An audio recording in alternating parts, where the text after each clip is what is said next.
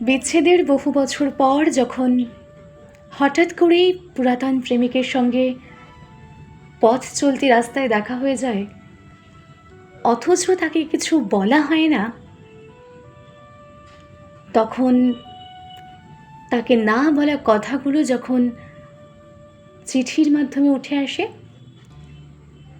সেরকমই একটা উপস্থাপনা নিয়ে আজকে আপনাদের সামনে পরিবেশন করতে চলেছি। আমার আজকের উপস্থাপনা এলির দাশগুপ্তের কলমে প্রিয় অনিমেষ। প্রিয় অনিমেষ, কেমন আছো? ভাবছো এতগুলো বছর পর আমি কোথা থেকে? সেদিন দেখলাম তোমায় অনেকটা দূর থেকে, রাস্তা পার হবার সময়। গায়ে একটা হলুদ পাঞ্জাবি, হাতে বাজারের ব্যাগ, চোখে মোটা ফ্রেমের চশমা দেখলাম একটা। বেশ সংসারী লাগছিল তোমায়, তবু চিনতে এতটুকু সময় লাগলো না। শুধু বয়সের ছাপে একটু মুড়িয়ে গেছো, কিন্তু গালে সেই খোঁচা খোঁচা দাড়ি, ঠোঁটের পাশে ছোট কালো তিল, সেই নেশা লাগানো ঘোলাটে চোখ, সবটা এক আছে। কেবল চুলে পাক ধরেছে খানিকটা। অনি, তোমার মনে পড়ে তুমি যখন বলতে চুল দাড়ি না কেটে তুমি রবীন্দ্রনাথ হবে? আমি কি রেগে যেতাম সেটা শুনে। আমি শুধু ভাবি জীবনের এই 22টা বছর কিভাবে চলে গেল আমাদের দুজনের থেকে।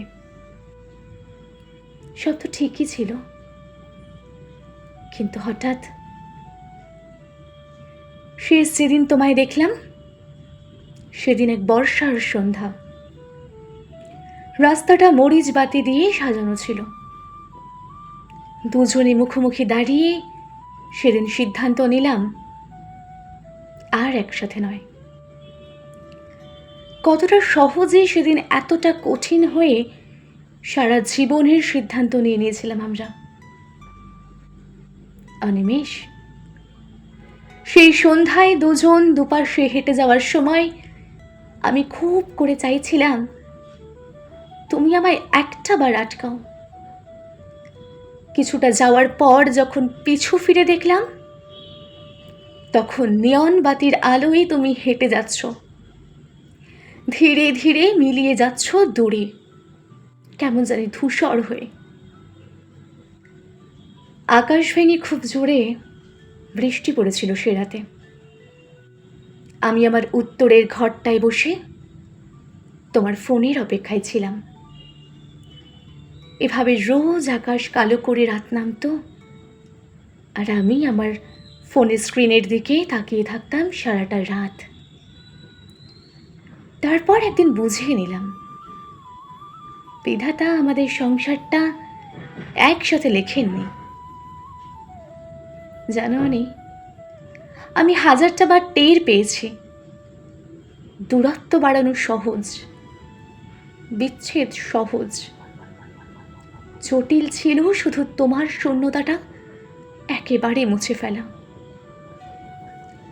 অনিমেষ, খুব চেনা রাস্তায় দীর্ঘদিন পরে হাঁটলে এক ধরনের অনুভূতি হয় জানো।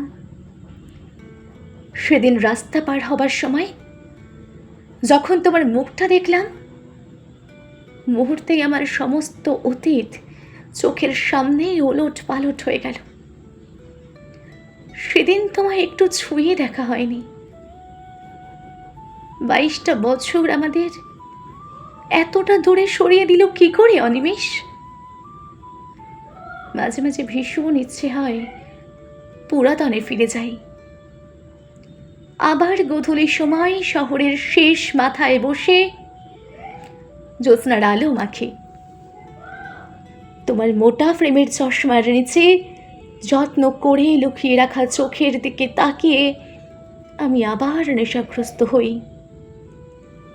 আচ্ছা অনি, তোমার সেই বইয়ের নেশাটা এখনো আছে? তুমি ভালোবাসতে বুদ্ধদেব গুহ, আর আমি সমরেশ মজুমদার। সেই 18 কি 20 বছর বয়স তখন আমার। তারপরেই একদিন বসন্তের মতো জীবনে তুমি এলে।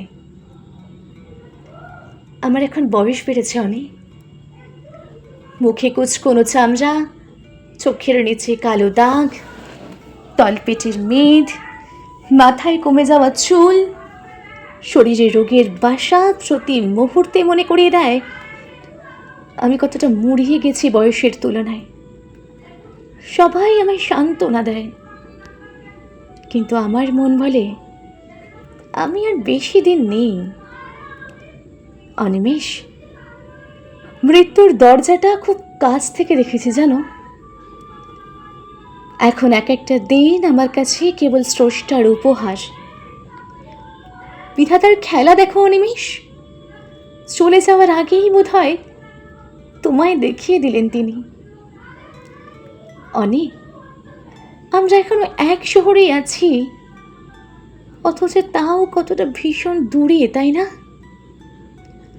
কতটা পথ হেঁটে গেলে তোমায় ছুঁতে পাবো তাও জানা নেই। তুমি ভালো থেকো অনি, যদি কোনোদিন পারো এসে একটাবার ছুঁয়ে দিও। হোক সেই মুহূর্তে আমার শরীরটায় আর প্রাণ নেই। কতগুলো বছর তোমার মুখে মৃন্ময়ী ডাকটা শুনি না অনিমেষ। শখ করে দিয়েছিলে তুমি আমায় নামটা। অনি, আবার একটাবার ডাকবে আমায় সেই নাম ধরে? চোখ বোঝার আগে কেবল একটাবার। এই ব্যস্ত শহরে কোনো এক ফিকে সন্ধ্যায় তোমার সেই পুরনো ঠিকানায় ফিরে আবার একটাবার। এটি তোমার মৃন্ময়ী।